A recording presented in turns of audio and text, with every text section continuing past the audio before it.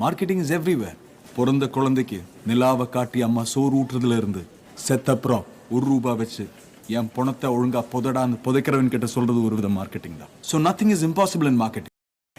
പക്ഷേ ഫിലിം ഇൻഡസ്ട്രിയുടെ കേസിൽ വരാനകത്ത് ഇച്ചിരി ഡേഞ്ചറസ് ആയിട്ടുള്ള മാർക്കറ്റിംഗ് സ്ട്രാറ്റജിയാണ് സ്പോയിലർ മാർക്കറ്റിംഗ്. ഇതിന്റെ ഒരു ബിഗ് എക്സാമ്പിൾ ആണ്. എന്തായാലും ഇങ്ങനെ 3-4 പേര് അതിനകത്ത് ലാലേട്ടനും മാഡ് ഒരു ക്യാരക്ടറാണ്. നിങ്ങൾ കുറച്ച് കാലത്തേക്ക് കാണാത്ത இந்த வாட்டி மிஸ்ஸே ஆகாது. അഴിഞ്ഞാട്ടം തുടങ്ങിയാലോ? ഇതിന്റെ പീക്ക് എന്നൊക്കെ വേണമെങ്കിൽ പറയാം. ഈ മാർക്കറ്റിംഗിന്റെ ഗുണം ഫസ്റ്റ് ഡേ തന്നെ പല റെക്കോർഡുകളും തൂക്കാൻ കഴിയും, ലൈക്ക് കങ്കുവ. ബട്ട് സർപ്രൈസ്ലി വർക്കാകേണ്ട ക്യാമിയോസും റിട്രോ സോങ്സും എല്ലാം സ്പോയിലായി കഴിഞ്ഞിട്ട് എന്തെങ്കിലും യൂസ് ഉണ്ടോ ബ്രോ?